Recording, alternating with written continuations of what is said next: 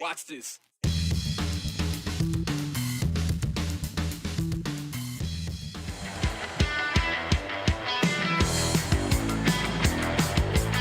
Capitalizing on the renewed energy in the party, the Democrats officially nominated their candidate for president at the national convention.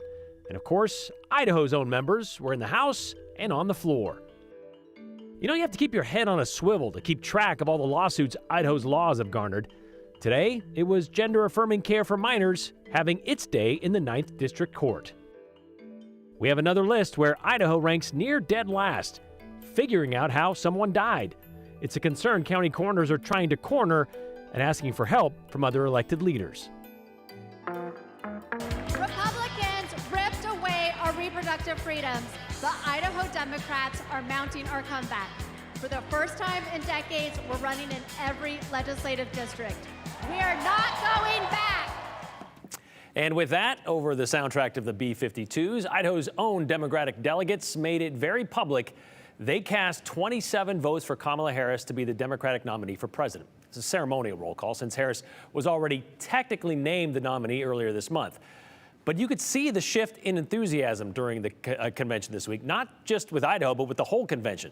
A wave the party has been riding since Joe Biden stepped aside last month. But what has it been like to be on the floor during the first 2 days of the Democratic National Convention in Chicago? Joe Paris gets that answer from the chair of Idaho's Democratic Party.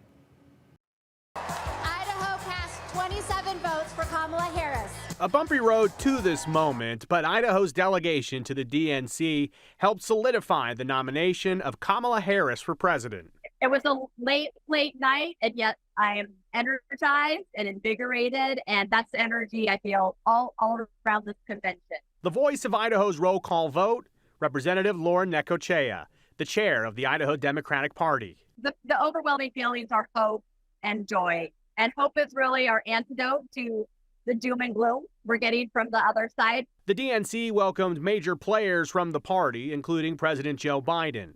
Heavy pressure pushed Biden out of the presidential race. Democrats, though, embraced the president in an emotional standing ovation to open the convention. Most consequential presidency we've seen in decades. When you look at all the landmark legislation he passed, the Inflation Reduction Act, the Bipartisan Infrastructure Act, those things are going to have impacts for generations. And it's his leadership that brought our economy out of a recession, led us out of a pandemic. Necochea says while it is a celebration, there is a very serious side to the convention. We were reminded of what we're fighting for. When we heard from women who have been impacted by extreme abortion bans, like Idaho's, the women who took the stage, whether it was a woman who was denied care until she was on the brink of death because her doctors feared prison time, or the woman who was raped as a 12-year-old by her stepfather.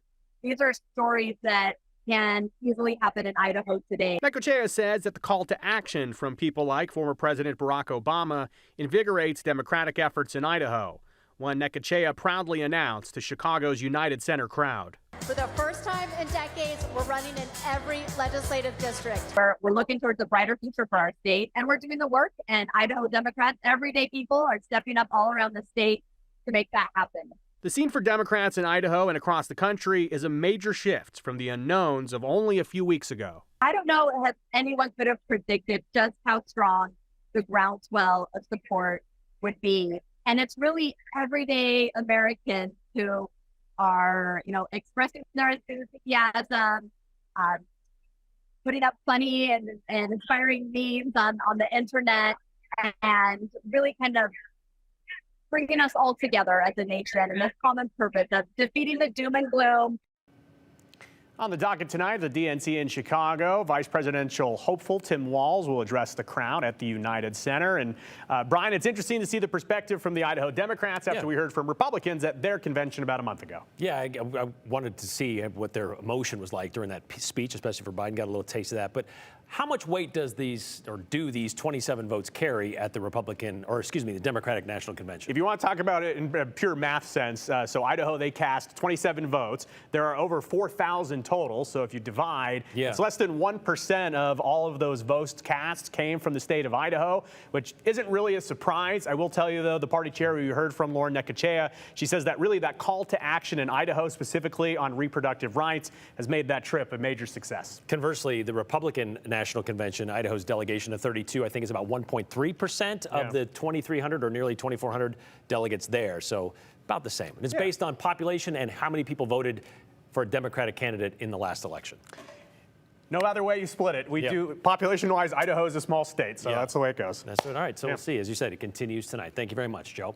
Well, in his transmittal letter explaining why he signed House Bill 71 into law in April of 2023, Governor Brad Little wrote, quote, "We should take great caution whenever we consider allowing the government to interfere with loving parents and their decisions about what is best for their children," end quote, which kind of became the basis of the lawsuit that followed.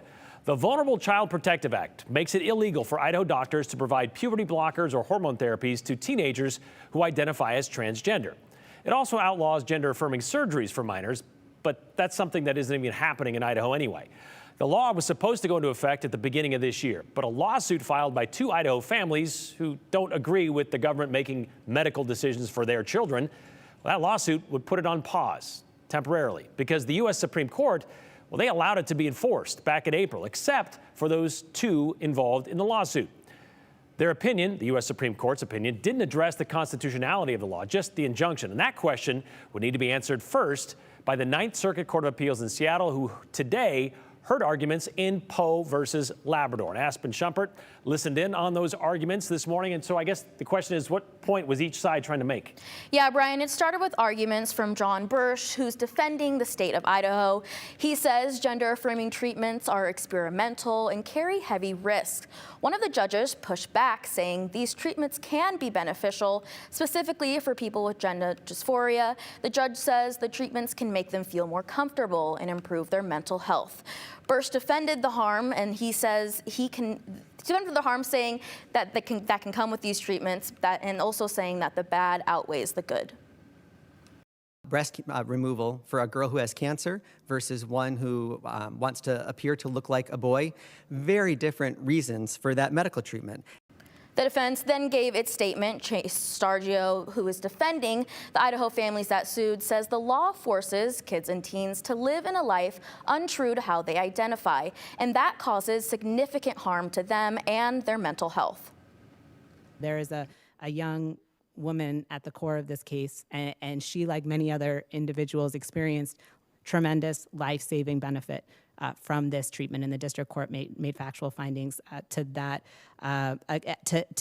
point about the benefits of this care. The U.S. Department of Justice also spoke, objecting the bans on behalf of the Biden and Harris administration. I reached out to AG Raul Labrador about today's arguments. His office shared this statement with us, saying, quote, "The devastating consequences of drugs and procedures used on children with gender dysphoria are a preventable tragedy." Attorney General Labrador also said the state has a duty to protect and support all children, and that's why he's proud to defend Idaho's law that ensures children are not subjected to these life-altering drugs and procedures. Now, we're waiting on a decision from the Ninth Circuit Court, but one of the 3 judges said today when we were listening to arguments that it's likely this case is going to go back to the district court. Brian. There's also that lawsuit when it comes to Medicaid paying for such policies or such, medical provisions, and so that one's still out there. Yeah, that's right. And they were discussing a few of those and whether or not they wait to make a decision before some of those kind of have results. And so that's something we might see them wait on. But again, they also said it's likely this will go back to the district court. Interesting. All right. Well, so we'll see what happens with that. Could take a little bit of time. Thank you very much, Aspen. In any sort of suspicious or unexpected death, you've likely become accustomed to there being an autopsy performed to help, figure out how it happened. After all, it happens in all of our favorite crime shows and movies, with the coroner being played by some sort of character actor, playing a pivotal role filling in the missing details. It's rarely that simple, as you probably know, but you might be surprised to know autopsies don't happen nearly as often as they should here in Idaho. That's not all we learned from a report by the Office of Performance Evaluations. Back in February, they also found there's little direction for coroners on how they should do their job. And all of that is creating inconsistent death investigations across the state. But now a group of county coroners have a plan to fix the shortfalls, and it would include some help from Idaho lawmakers. Hunter Funk gives us a glimpse. The numbers tell the story. Between 2018 and 2022, the report from the Office of Performance Evaluations found Idaho is the third lowest state when it comes to autopsies. 49% of child deaths from external or unknown causes were autopsied in Idaho, which is the lowest in the nation. 92% of homicides in Idaho were autopsied, also the lowest in the nation. National standards recommend at least 95%. The report also shows that Idaho coroners have no state-level entity for oversight. They rely on other coroners for help, which is where inconsistencies come into play. Yes, there are problems.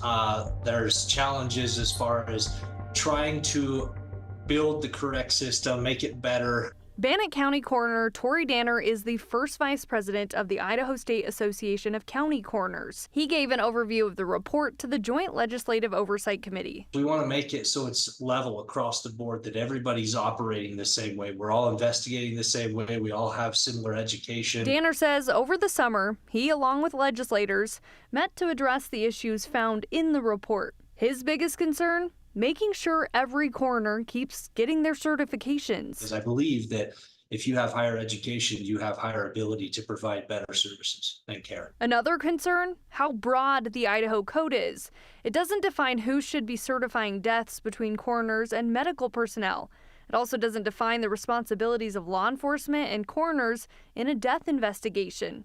And it doesn't provide direction on what types of deaths should be autopsied, what information coroners can publicly disclose from death investigations, or how to address spiritual or religious objections to autopsies. This is a larger problem that you can't control yourselves. These are constitutionally mandated positions, elected. And what you're trying to do, in my observation, is an elected position, how do you at least create a credential to make sure people are qualified and appropriate? It's why legislators are stepping in. Proposed legislation would require that coroners continue their education every 2 years, and classes would have to be approved. It looks to add several more circumstances in which deaths would be reported to coroners, like when a person was in good health within 36 hours, or when the death results from unknown causes. And it specifies that the coroner has jurisdiction over human remains. It's something Danner says will take time, but needs to be done. That's the goal, is to get us back to where we need to be operating on a national standard. We want to be able to look at our citizens and our public and say, hey, we are offering the best that we can. And the committee asked that the group of coroners come back with a dollar amount that the legislature would appropriate to make sure that they're adequately funded. And with education top of mind for Danner, now this would also allow that would help cover the education requirements and that they be reimbursed for that. Well, speaking of the educational requirements, it wasn't until 1986 that the coroner became an elected position here in Idaho. And looking at the qualifications to be elected to that, medical background is not included in that, but it does say you do have to go to coroner school within a year after being elected. So I assume paying for that is part of this. Exactly, and that was part of the report, right, is the cost of things. The report showed that the median salary for the coroners in 2022 was nearly $18,000. Wow. So shows how big of a low budget would have. Yeah. It's the impact to adequately have the education, conduct those investigations, get hires. I mean, we know money talks, and that's a huge piece to this. So that's the next discussion. Next discussion. All right. Yeah. Thank you very much, Hunter. You have any lingering legal questions? You know, we might be able to answer them, or at least we can share some of your comments and concerns. All you got to do is text them to us, 208-321-5614. As always, include your name and the hashtag the 208. That way, we know they're for us. Oh, and if you keep them clean, clever, and concise, you might get a shot at seeing yours at the end of the show.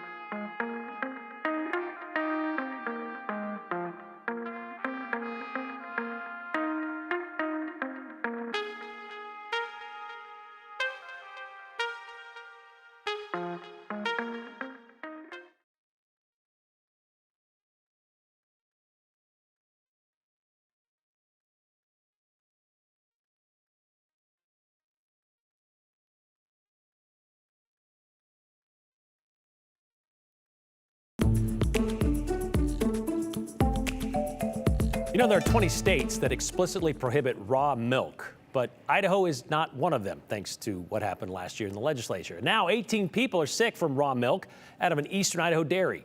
Abby Wilt tells us more about that and other 208 news, including a visit from a well-known wiener. Come on. That's all in today's 411. So far, 18 Idahoans have gotten sick from a bacterial illness found in unpasteurized milk. Paradise Grove Dairy in eastern Idaho is responsible for 17 of those cases. They initially suspended their milk sales but resumed them on August 12th after their milk tested clean. Now they are testing their milk twice a week compared to twice a month. The bacteria causes nausea, diarrhea, fatigue, and a fever. Consult your doctor if you have any of these symptoms. And just a reminder, raw or unpasteurized milk is clearly labeled at the grocery store. If you've seen this picture floating around social media, Boise Parks and Rec says it's a scam.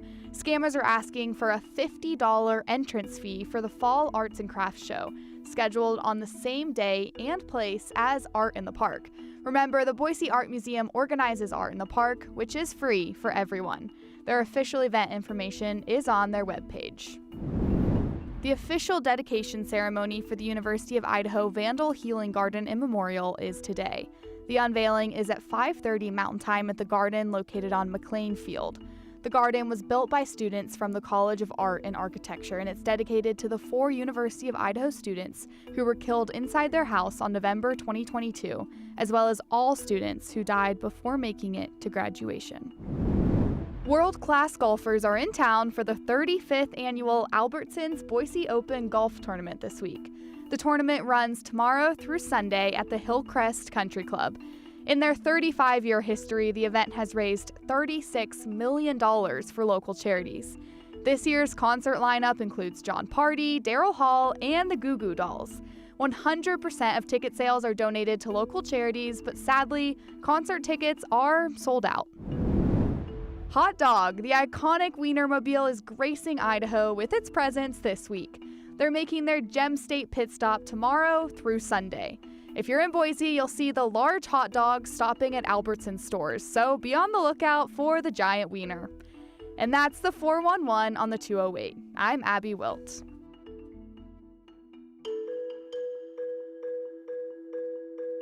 You know what else is going on around the 208? That'd be your comments you sent in during today's show. If you haven't, well, you know the drill. 208-321-5614. That's the number. And don't forget your name and the hashtag the 208.